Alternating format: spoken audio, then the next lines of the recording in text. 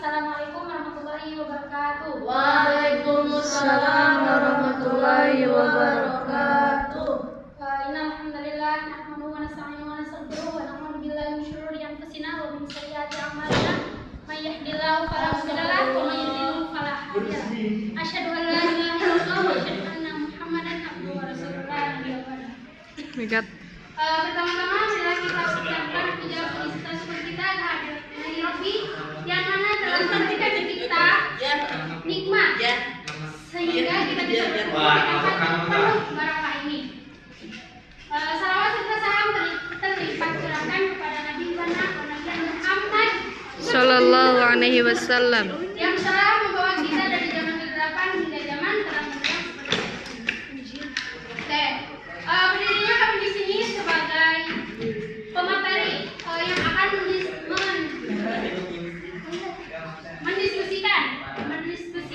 mempresentasikan hasil diskusi kami.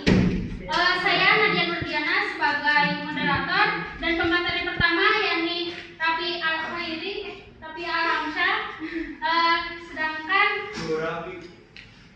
pemateri kedua yakni saudara Rafi Al-Khairi. Sebelum masuk ke materi, saya akan nanya kepada anda sekalian, apa sih akhlak mahmudah itu? Akhlak yang baik, akhlak yang tidak dibuat-buat, atau disebut dengan akhlak yang mulia. Kemudian kita akan mempresentasikan tentang pembinaan akhlak mahmudah dalam pembelajaran. Sebelum kita masuk ke materi, sebagaimana kita telah mempelajari akhlak mahmudah. Kita telah mempelajari tentang akhlak mahmudah jujur, kemudian keadilan, kemudian takwa, kemudian apa lagi? Zuhud. Maka dari itu kita bukan hanya kita sebagai guru bukan hanya mempelajarinya saja, akan tetapi kita harus mengaplikasikannya kepada murid nanti. Oleh karena itu, mengapa sih kita harus mempelajari akhlak mahmudah atau mempelajari pembinaan akhlak mahmudah dalam pembelajaran? Karena kita itu kan sebagai fakultas tarbiyah yang akan menjadi guru, betul? Kemudian kita juga harus menjadi suri tauladan kepada anak didik kita nanti. Jika kita mempunyai akhlak yang baik, maka kita juga akan mempunyai anak didik yang baik pula. Namun, gimana sih kalau misalkan anak didik itu misalkan bandel? Nah, dari itu kita harus mengetahui karakteristiknya bagaimana. Setiap siswa itu harus mengetahui terlebih dahulu karakternya tersebut. Oleh karena itu saya akan lebih menjelaskan lagi atau lebih dijelaskan lagi oleh saudara Rafi sebagai pemateri pertama. Kepadanya saya persilakan. Assalamualaikum warahmatullahi wabarakatuh. Waalaikumsalam warahmatullahi wabarakatuh. Di sini saya akan membawakan materi tentang pembinaan akhlak. Kita sebagai guru suatu saat ya, kita kan di tarbiyah, suatu saat akan menjadi guru. Menurut instruksi Pak Ibnu, jadi pembelajaran bahasa Arab itu tidak hanya belajar bahasa Arabnya aja, tetapi juga bagaimana dengan belajar bahasa Arab ini peserta didik bisa mempunyai akhlak mahmudah juga. Nah, sebelum kepada materi, kita tahu bahwa guru harus memiliki atau menguasai sesuatu yang akan diajarkan pada muridnya.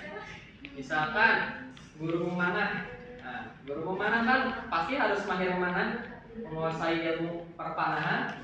Coba Zuhdi nggak bisa mana ngajarin orang kan aneh ya.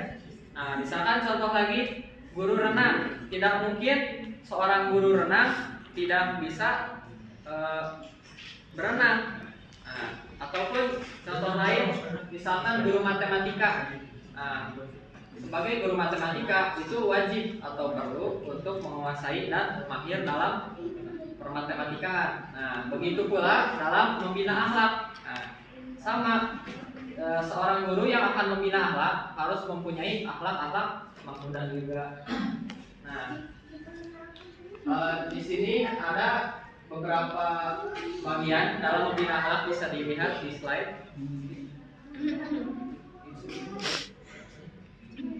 Yang pertama, dalam membina akhlak ada faktor-faktor yang mempengaruhi akhlak seseorang.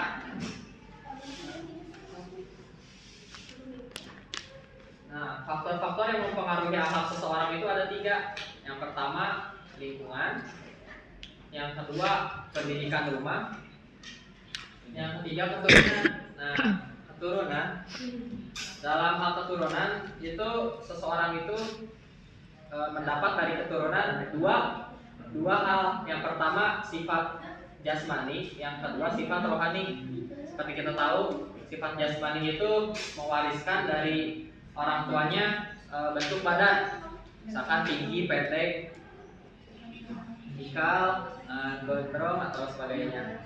Dan sifat rohani itu diturunkan dari orang tua juga, misalkan seperti pepatah buah tidak jauh dari pohonnya.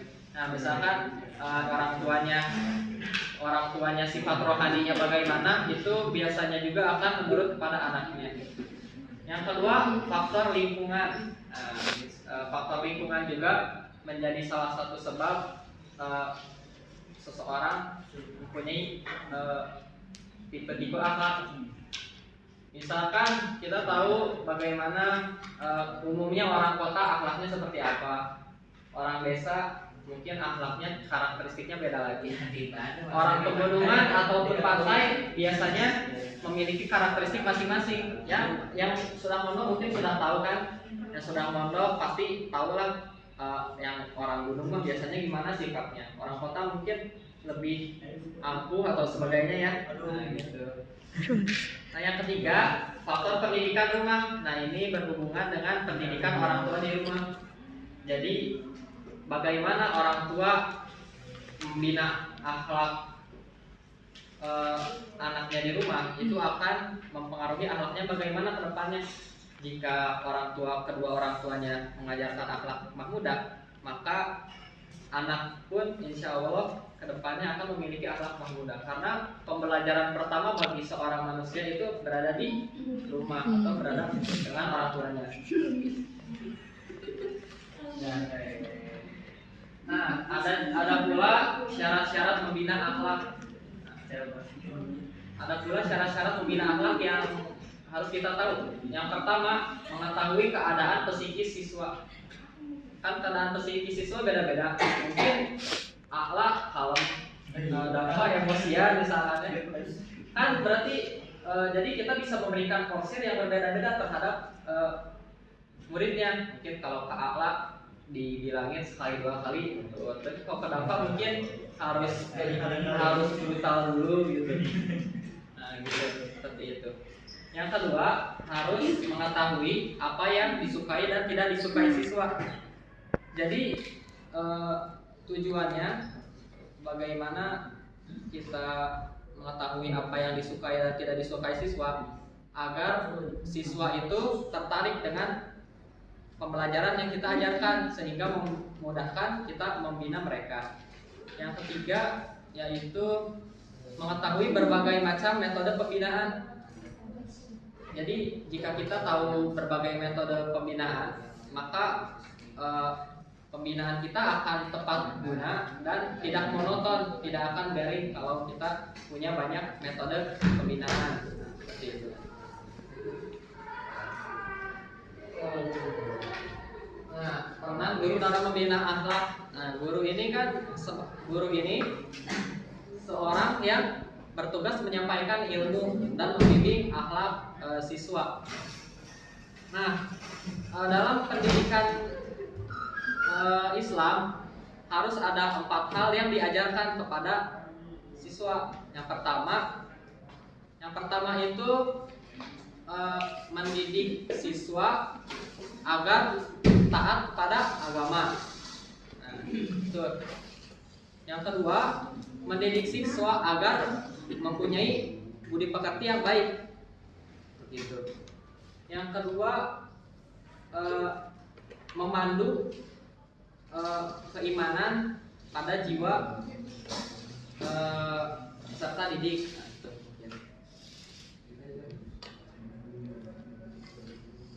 Nah, ini ada berbagai macam metode pembinaan ya, bisa dilihat. Yang pertama melalui contoh teladan.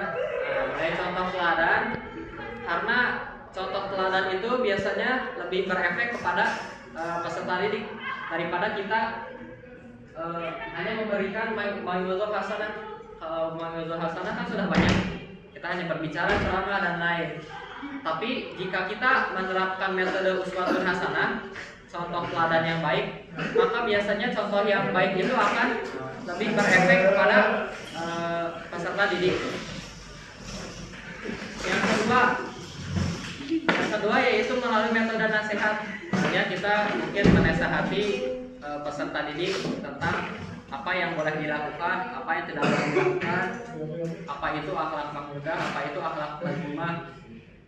Yang ketiga itu yaitu memberikan perhatian khusus pada anak yang berakhlak baik. Nah, ini ada kontradiksi ya. Ada yang kita tahu bahwa memberikan perhatian khusus kepada seseorang murid yang akhlaknya baik akan menimbulkan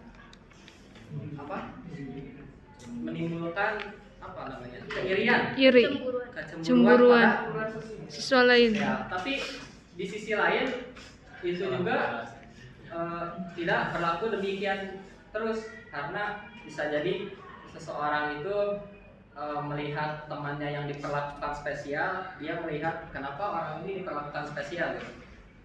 Mungkin akhlaknya baik atau kenapa, dan itu yang saya rasakan di perkuliahan ini gitu. Kalau SMP atau SMA mungkin masih ada, kalau ada yang dispesialkan mungkin masih akan merasa kecemburuan. Tapi kalau udah kuliah timbul rasa, oh iya, dia dibaikin karena ini, karena ada sesuatu hal yang baik. Dan yang keempat, membiasakan peserta didik melakukan hal-hal yang baik.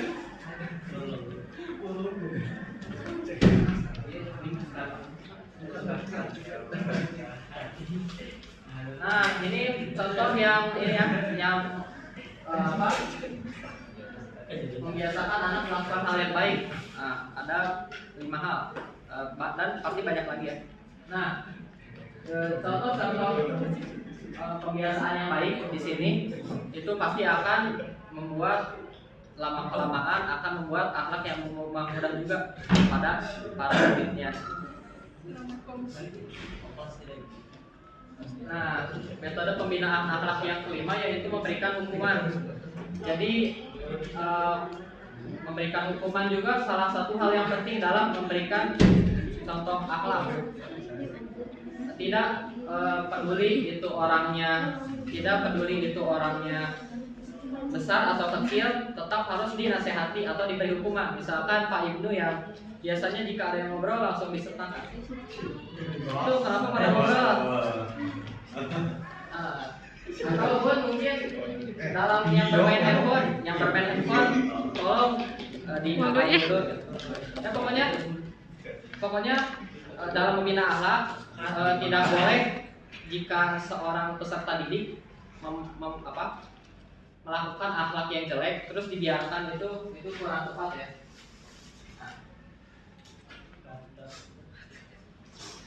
Nah, mungkin itu saja karena materinya ada beberapa dan banyaknya poin-poin.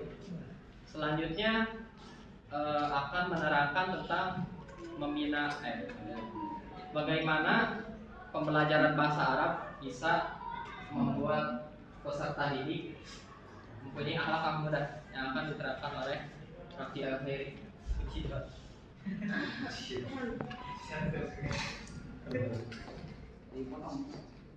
Tong.